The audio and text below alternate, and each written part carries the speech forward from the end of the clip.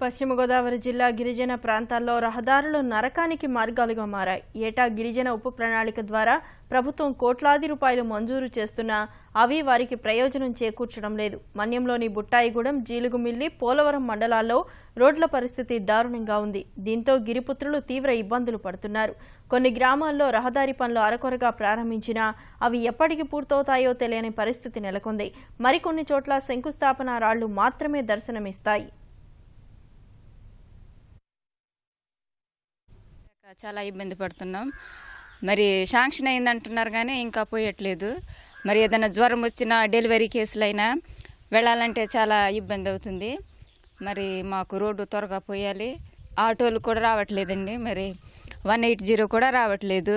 మరి మా కష్టాలు గుర్తించి మాకు రోడ్డు త్వరగా పోయాలని కోరుకుంటున్నాం. ఇలాగా మా ఊళ్ళో సిమెంట్ రోడ్లు పోస్తామని చెప్పారు. 2 నెలలు అయింది, ఇంకా పోయలేదండి. డ్రైనేజీలు, రోడ్లు పోయాలని కోరుకుంటున్నామండి. 2 నెలలు అయిందండి మాకు రోడ్లు మొదలెట్టి. ఇప్పుడు దాకా రోడ్లు వేయలేదండి. డ్రైనేజీలు వేస్తామన్నారండి, వేయలేదండి. కొంచెం వేస్తే మాకు బాగుంటుందండి.